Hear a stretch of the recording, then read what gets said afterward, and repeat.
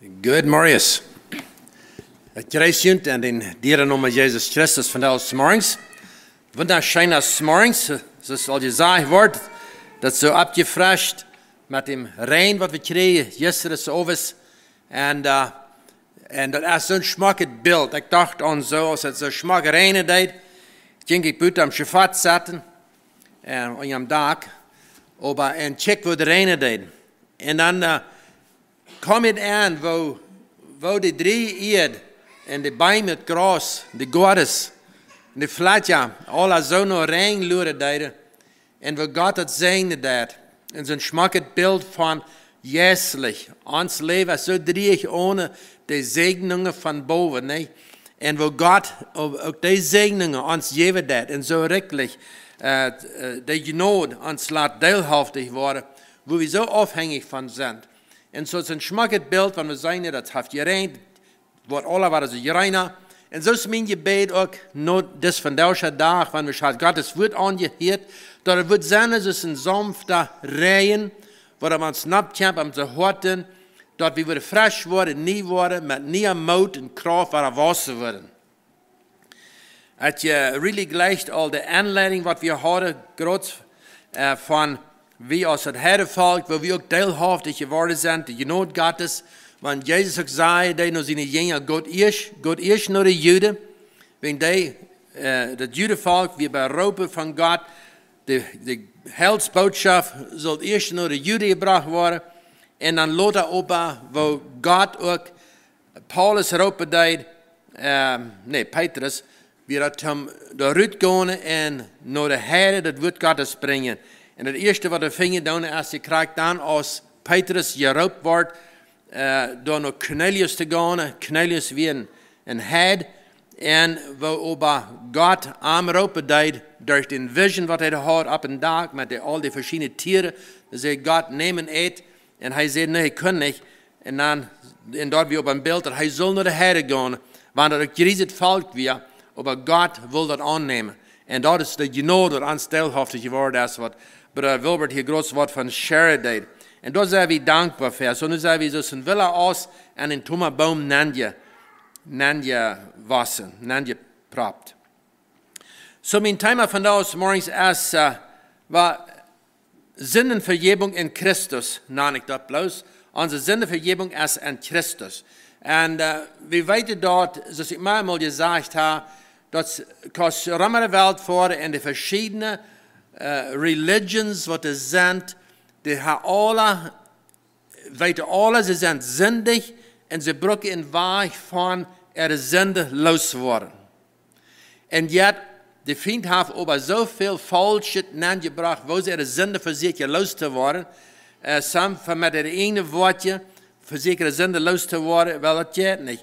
Soms die, zoals je eigenlijk hier verteld heeft van deze twee jonge mensen wat we troffen in de airport, ze vlogen terug naar India, toen zich door aan in een river boden. Want zij, en ik geloof had het zo van de steentjes, ze zullen zo aflijnen dan naar dem einen river voor in India, zich door boden. Dan zeiden die nu aan zich verspazieren met die, dan zeiden ze, dat is waar we al de slechte dingen los worden, wat we gedaan hebben in ons leven. Zo zij vlogen naar India, toen zich door aan das een riesen river te boden, want ze willen ook er zonde los worden. En dat gaf mij een zeer schijnige leenheid en aan te beide. Ik zei, we geloven aan dat Opfer, wat Jezus gedaan heeft am Kreuz voor ons, dat is waar hij onze zonde betolen deed, oder dat is waar we onze zonde kunnen laten afwaschen. En zo mijn gebed, we laten voor die, als ik het beeld had, ze weer ook in India, wo ze zeiden, we probably 20 miljoen mensen worden in de river zijn. En ik deed een later opchatje online en ja, dat vingste alle. Ik had een nummer van de river nu vergeten, maar het is een zeer, zeer gerieze river.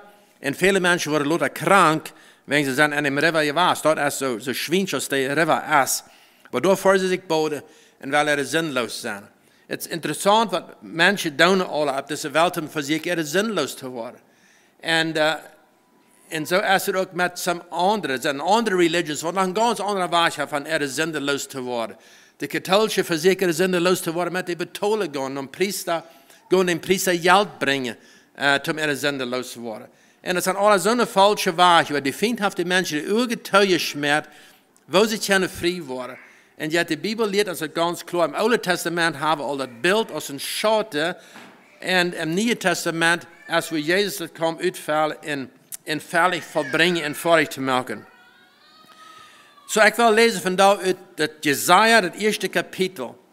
En hier vingen we dat van waar de profeet Jesaja aanvangen deed. En gewoon een klein beetje Jesaja, wat we vingen dan aan deze, dan werden we de eerste verse hier lezen. We vingen het hier van Jesaja, zeg wie hij is. En dan wo God redet dat, naar eind. En zij zijn afgeweken. En zij zijn te weit weggekomen van God. En jetzt, aber sie bringen immer noch Opfer von Gott. Und wo Gott immer sagt, ich will nicht Opfer haben, wir sind in die Opfer sind mir ein Gräuel. Aber ich will haben, dass die in der Buße tun und dass die in der Reine tun. Und dann erst die Vergebung von ihrer Sünde. Und hier fingen wir auch gerade in das Kapitel, wo die Juden, wo die versuchten, gerecht zu werden mit gute Dinge tun oder ihre Opfer tun. Zoals de schrift hier sagt, met al die verschiedene Opfer doen.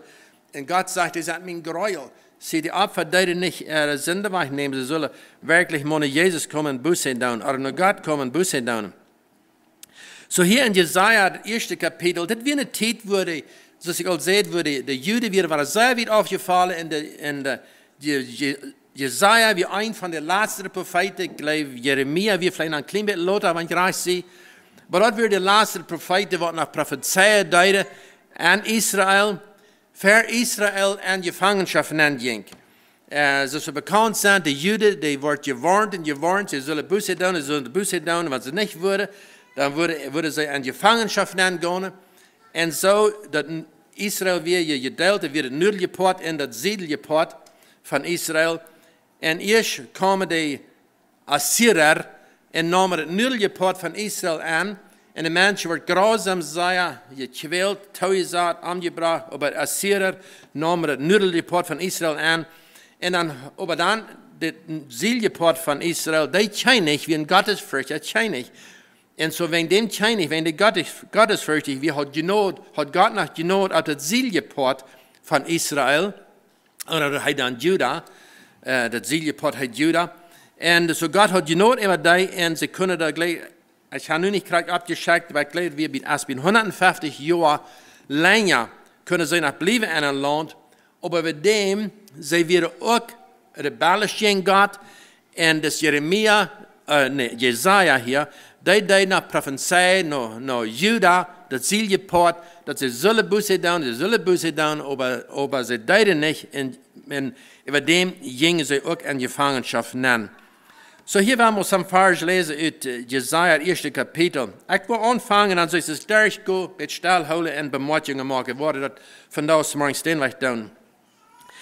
So sagt er, dies ist das Geschichte Jesajas, des Sohnes des Amos, welches sah von Juda und Jerusalem zur Zeit Josia, Jonathans und Ahas und Hiskia, der König Judas. So hier haben wir für die erste Vers, hij das Krieg erklärt, wer hij ist Jesaja, und dann sagt er auch, wems Sehen hij ist. Ich sehe Amos sein Sehen, und dann das, was Jesaja hat, was Jesaja hier von Gott, ich will dann an Juda, so das meint das ein Siegeport von Israel gewesen, was wir von da Israel nennen, aber er ist im Siegeport gewesen, und bei Jerusalem. So Jerusalem ist an der Siegeport. Und dann sagt er, kriegt er wohne Zeit, wohne Regierungsmänner angestellt werden, und wer dann König wird. So er hat ein sehr vorgeht Bild, wer er ist, wem sehen er ist, wo er wird, und wo eine Stadt er wird, und wer die Regierung wird, und wer die König wird, zu dieser Zeit, was er, das hier von Gott. Und am zweiten Vers sagt er, hört ihr Himmel und Erde zu Ohren. Nu horcht mal her, Himmel und Erde, nu horcht er her. So hij dat taub beroepen, maar jetzt hij dat falsche Reiden melken, zum wat sagen. En horcht her, Himmel und Erde, alles wat de Ohren heeft, denn der Herr redet. En als het dan niet wird stelt houden te horchen, wann wie würde ein Prophet hier sein und sagen, horcht mal her, Himmel und Erde. Sieht mir alle Stelle, lot mal die Arbeit da. Sieht nicht so drack, wenn Gott will uns was sagen. Der Herr redet. Dann würden wir alle ein bisschen unsere Ohren anheben und sagen, was das ist, was Gott uns nu zu sagen hat. Dann sagt er hier wieder, ich habe Kinder auferzogen und erhöht, und sie sind von mir abgefallen. So Gott hat hier Kreis und Gefühl, als was vielleicht some Eltern manchmal haben, wenn Eltern so eine Kinder haben, was auffallen dann, und nicht true leben dann. Das ist der Vorteil, was Gott hier hat. Er sagt, ich habe Kinder abgetragen, ich habe die abgebracht, und die sind aber aufgefallen. So Gott redet hier Krieg von den Juden. So die wieder, Gott hat genau gehabt, aber die sind aufgefallen. 3. Vers. Ein Ochse kennt seinen Herrn und ein Esel die Krippe seines Herrn. Aber Israel kennt's nicht und mein Volk vernimmt es nicht. Ein interessantes Bild, was er merkt, er sagt, der Os, ein Ochs, das ist ein Os kennt sein Haar, und ein Esel kennt seine Krab, wo die Haar am zu fördern hat, aber Israel kennt am nicht. So ein Tier, und das muss mir denken, als ich lese das, als ich ein junger Jung wie ich war, ab einer 5-Farm ab, und ich war der Jüngste einer Familie, so wir haben meine Arbeit gehen, die junge Chalva besorgt, wie nahmen die Hacklinger besorgt gehen. Die fördern jedes morgens und so aus. Und die wir 2 Monate da fördern. Und wenn ich da komme, dann noch das Hack. Ich drücke dann das Förderhahn an eine Bette statt und schert die Fair. Und wenn ich dann komme, und das Chalva Hack, was vielleicht so groß wie es das Gebiet groß, dann kommen die Chalva einmal noch mehr gerannt. Und die wussten, ich will da was in Förder bringen. So hat es Chani geleerd. Und das ist das Bild, was der Schreiber hier brücken hat. Der Os weiß, wo sie nicht Krab ist, oder der Esel weiß, wo sie nicht Krab ist. Aber Gottes Kinder weiß nicht. Na, was ist das denn für eine Lehre für uns? Wie würde einfach eine Frau, weiß wie von Daugen, wo unser Krab ist? Wo ist deine Krab und wo ist meine Krab? Wo gehen wir hin, wenn unsere Unförderfehler hat? Wo gehen wir hin, wenn unser Seil dreig ist? Oder auf Pferde Seil dreig ist? Wo dürfen wir uns fördern? Dürfen wir uns fördern an Gottes Wort? Dürfen wir uns fördern mit Gemeinschaft haben mit Gott? Oder sehe ich als Nahrung 6 Uhr? Das, was die Juden deden, die sagt Nahrung 6 Uhr. Und wenn wir die ganze Geschichte noch lesen, dann fingen wir das so viel aufjagen, was sie deine deden. Sie gingen nicht wirklich nur in Gott. Gott sagt hier wieder, oh wei in Israel lästern, oh wei in Israel lästern, zurückweichen. Des sündigen Volks, des Volks von großer Missetat, des Botschaften Samens, der verderbten Kinder, die den Herrn verlassen, den Heiligen. Er sagt, oh wei, je Israel. Wenn das Volk lebt in großer Sünde und in großer Missetat, mit ihren Samen, mit ihrer Nachkommenschaft, taub. Und sie haben, was die Missetat ist, sie haben Gott verloren. Da machen wir denken an ein paar Monate, wir 3 im Januar, dann wir einmal in Pennsylvania. Und dann ich mit meinem Freund da, das ist Raymond, dann wir an einer großen Stuhlbahn, weil unser frühes wir da. Dann traf ich da einen aller amischer Mann. Und Raymond kannte ihn ein bisschen, so wie reden, spazieren mit ihm. Und er war von einem anderen State. Aber dann sagt er uns, warum heute wir? Er sagt, wie man ganz amische Menschen, wir haben große Meetings. Und wir haben Probleme mit uns. Und er schaufte sich noch, er sagt, wir amische Menschen, wir haben unsere Sitten, unsere Traditions haben wir geholt, aber wir sind von Gott weggegangen. Er sagt, wir sind von Gott weggegangen. Und hij wie een van die predikers, nou dat zijn andere predikers, wat in de schuwe doen, waar we maar 3 naar God gaan. Aber hij zei, de half van de mensen sluit ihre Ohren toe. Ze zei, we willen niks van dat hier. We willen het zo houden als we hebben. We willen geen anderes maken. En hij zei, we checken ook niet nur uiterlich anderes zu machen, aber ons hart, we zijn weg van God gegaan, zei hij. En ik moest me ehrlich wonderen, wo das alle amische prediger zo'n aanzicht had, dat het amische volk weer weg van God gegaan. We moeten terug naar de Bibel gaan, zei hij. We moeten terug naar Gottes woord gaan en door lezen zijn wat God van ons wil.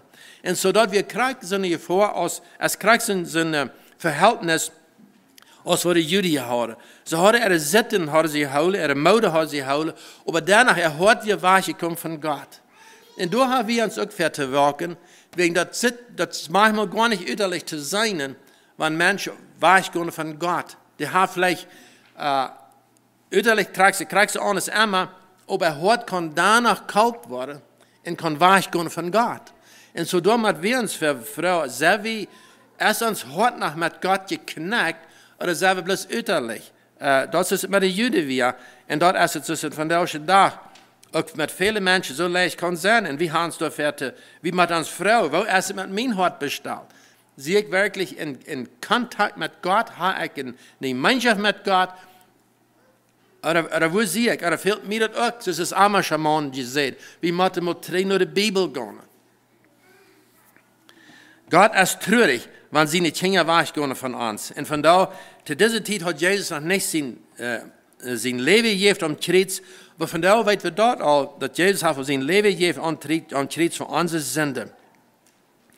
Und dann sagt er wieder im 5. Vers, was soll man weiter an euch schlagen, so ihr das Abweichens nur desto mehr macht?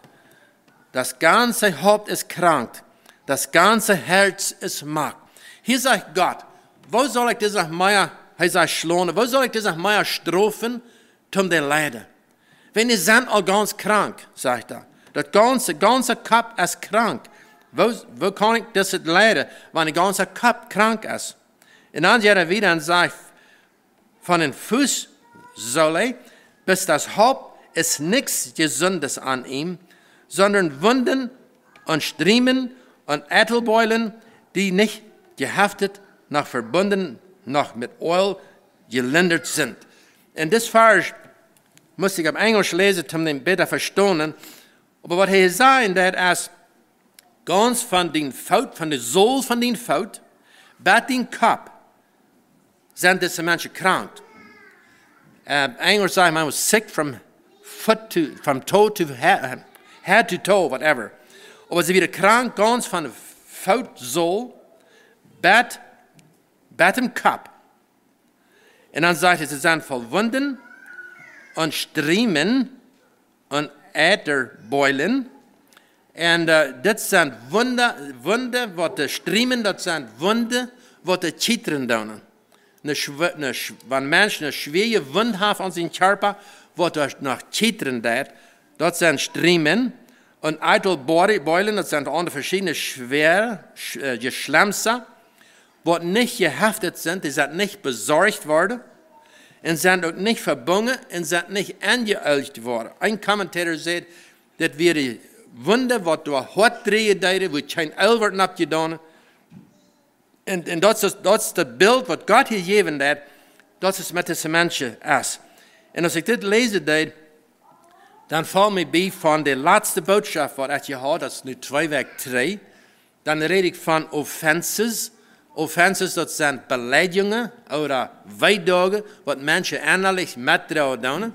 Und die Seele, innerlich, und die dreist die Wunde mit. Und Weidagen, was nicht geheilt sind, das sind Wunde, was die Cheater tun. Und ich glaube, dass Jesaja hier redet krank von dieser Wunde. Er redet nicht von Wunde, von fleischlichen Wunde, aber er redet von innerlichen Wunde, was die Cheater tun, so dass das sind Beleidigungen, das ist Unverzeihung, und das sind Wunder, was er fehlt zu bebingen, was er heilig kann mit Jesus Christus im Blut.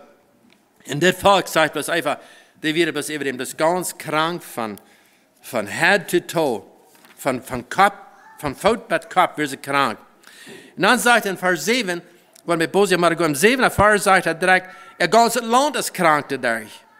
Dat is verbrannt, dat is dreig en verlaat. Ganze land is niet meer vruchtbaar, wegen sie in ihre Sinn leben doen, sie kommen nicht nur Gott. Können Gott endlich nur im Natürliche sein. So hier dat Gott, dat op einmal nach der Natürliche en dat Jezus tot brengen. Gott will uns segnen, aber er will erst ans Hort haben. Und dann Vers 8 sagt, was aber noch übrig ist von den Tochterseelen, ist wie ein Häuslein in einem Weinberge, wie ein Nachhütte in den Körbensgärten, wie eine verirrte Stadt. Interessant Bild, was er maken hat. Hij zei, wat er ewig gebleven is van jullie, dat is een klein huisje, wat er stonden dat alleen in een wijnberg, in een wijngaard, en Kürbisgärten, dat hij zelf als een geurtje gaarden. Staat het door alleen. Aber wahrscheinlich ladig.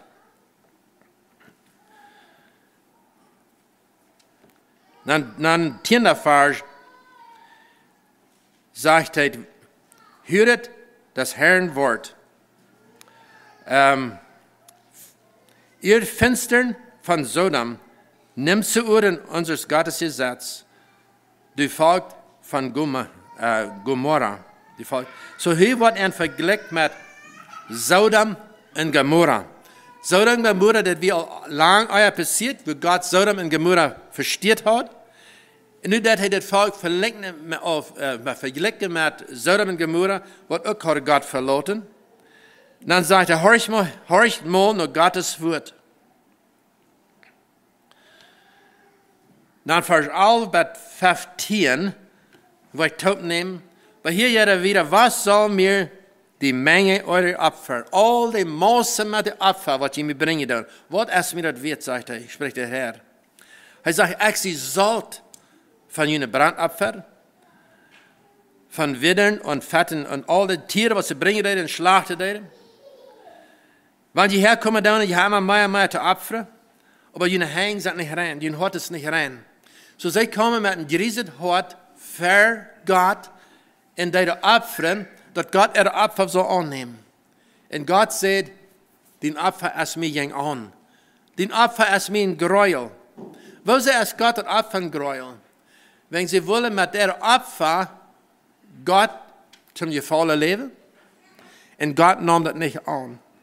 Wenn heute nicht reich wäre, dann kann Gott das Opfer nicht annehmen. Und dann mit ihre Helgedag, was sie holen deden. Gott sagt, der Helgedag rekent hij nisch.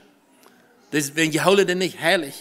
Je zijn niet rein. Die zijn mijn nisch wert. Die zijn mijn Gräuel, sagt Gott. Und wenn ihr schon eure Hände ausbreitet, verberge ich doch meine Augen für euch. Hij sagt, iemand die een hang wordt uitstraalt naar mij. Ik wil mijn ogen wegdrijven van jent. Dat zijn God zijn wera. Ik wil mijn ogen bloos wegdrijven van jent. Wanneer je mij wordt beden, ik wil je niet meer horen. Ik wil je niet meer horen wat je beden dan. Dan zegt hij, waarom? Laatste eind van vers 15. Denn eure Hände sind voll Blut. So je zijn schuldig. Je zijn sündig. Eure Hände sind voll Blut. Je hebt alles gedaan voor God. En ik kan je niet horen. Ik kan niet naar jullie beden horen. Ik kan niet aannemen wat je beden dan. En de volgende ervan weer, de mensen namen dit woord niet aan. En later komen de Babyloniërs aan. En verstieren dat land ook ganz en namen deze mensen gevangen. De Joden, wat dan im Zuiden leven deden, wordt ook vastgenomen en in gevangenschap aangevoerd. So, wat is de antwoord voor ons leven dan? Want alles zo schwierig is, wat is de antwoord?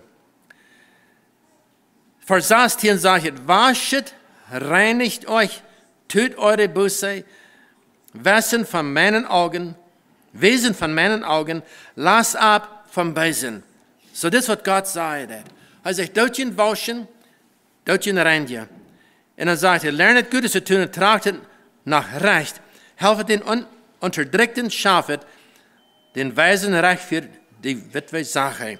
So leert mal wat Gutes doen. Dat moet je chamber om de wijze tjengen, om de witwen, wat het schwaarheid maakt. Chamber je van on de real Wort getan für Christus. Dann sagt er, so kommt dann und lasst uns mit den anderen rechnen, spricht der Herr. Wenn eure Sünden gleich blutrot ist, so soll sie doch schneeweiß werden. Und wenn sie gleich ist wie Scharlach, soll sie doch wie Wolle werden. Renje. 20. Vers, 19. Vers, wollt ihr mir horchen, so sollt ihr das Landes gut genießen. Ich las hier ein bisschen wieder, und wo Gott ein Renje will mit Isab, sagt es, mit Isab. Das ist eine Plant, und ich weiß nicht, was die Jungs der Reit haben, hast du das Bild der Reit für die Isab?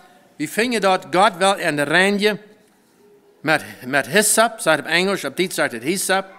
Ich fand dort an Psalms 51, wird das verredet, und sindet mich, ihr wart frei von Sinn, mit Hyssop, dass ihr rein werdet. Wasche mich, dass ich schneeweiß werde. Ich den nur checken bin, das ist ein Hyssop-Plant, das ist eine Plant, was die Bibel gebraucht wird aus einer Seip, das wird gebraucht aus Seip, und es wird gebraucht aus Medizin, und ich checkte ich ab mit dem, wo ich an, wir haben hier in Kanada, hier im Nordwesten diese Plante. Und als ich die Bulletin sah, dann sah ich, wir von da aus morgens, leid mir so, wir even auf unser Bulletin, auf der Feste sieht. Es ist auch das Bild von der Hyssop-Plant, wo die Bibel sagt, in Psalms 51, Vers 7 und 9, dort ist ein Beispiel, wo Gott ans Reine wird. Und wenn er ans Reine wird, dann stehen wir für Gott als eine reingewaschene Person, was der Witter ist als Schnee, was gefährlich ist für Gott. Das wir Gott will haben, dat ich und du zullen zijn. En dat is wat zijn bloed aan ons staat. Gott zijn naam, je looft en je prijs zijn. We hebben nog beden. Himmlischer Vater, wir kommen tot dir te danken voor het dierenbloed wat Jezus verschat heeft. Dat we kunnen rein zijn. Wir sind so viel Sinn, wir sind alle so viel Sinn gewesen, weil wir haben nicht nur Gott sein Wille gesagt. Aber ich bete, wie von ganzer Horte würde Gott sein Wille sehen. Und Gott sein Wort uns wieder reden. Und dass wir uns wieder reingelassen, wie wir Buße tun, wo wir uns verfehlt haben, und uns reingewaschen sein mit dem Dierenblut Jesus Christus. Ja, Herr, ich bete für den Segen ab jeder einem. In den Namen beten wir. Amen.